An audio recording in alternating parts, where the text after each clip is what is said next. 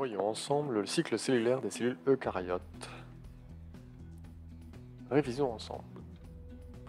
Alors, je vais te proposer plusieurs questions. Tu pourras essayer de réfléchir et ensuite je te propose une correction. Alors, quelles sont les deux grandes étapes d'un cycle de vie d'une cellule eucaryote? À quoi servent les phases G1 et G2? Cite les 4 nucléotides qui composent l'ADN. Représente le schéma de la phase S. Représenter le graphique de l'évolution de la quantité d'ADN en fonction du temps dans une cellule somatique. Et représenter le graphique de l'évolution de la quantité d'ADN en fonction du temps dans une cellule germinale. Donc tu peux mettre en pause, essayer de faire l'exercice, et on va ensemble la correction. Correction. Alors la question était, quelles sont les deux grandes étapes d'un cycle de vie d'une cellule eucaryote? Réponse, donc l'interphase qui contient la phase G1, S et G2, et la division cellulaire de type mitose pour les cellules somatiques et de type méiose pour les cellules germinales. À quoi servent les phases G1 et G2? La réponse est: ce sont des périodes de croissance de cellules, formation des organites qui servent au métabolisme cellulaire, mitochondries et chloroplastes. Puisque les cellules vont se diviser, il faut qu'il y ait suffisamment d'organites pour que chaque cellule possède des mitochondries et des chloroplastes. Question suivante, cite les 4 nucléotides qui composent l'ADN. Donc nous avons l'adénine A qui est complémentaire avec la thymine T, c'est-à-dire qu'ils vont être tout le temps ensemble. La cytosine C qui sera complémentaire à la guanine G.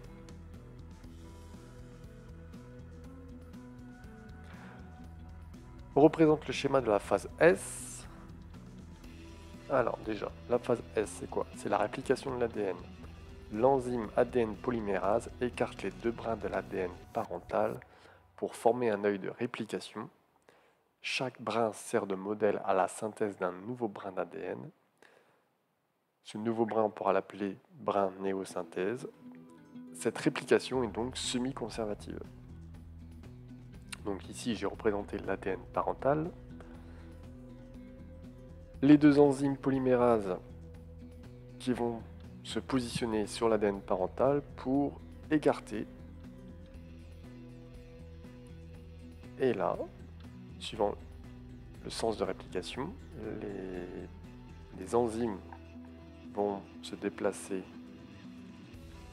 et ainsi on va pouvoir mettre à nu les nucléotides ATGC et créer le brin néosynthétisé TACG. Et pareil de l'autre côté. TACG, le brin néosynthétisé sera ATGC.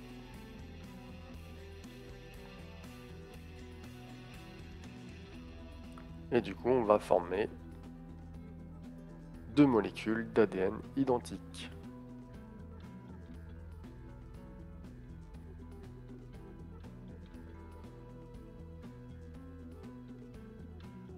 Représenter le graphique de l'évolution de la quantité d'ADN en fonction du temps dans une cellule somatique.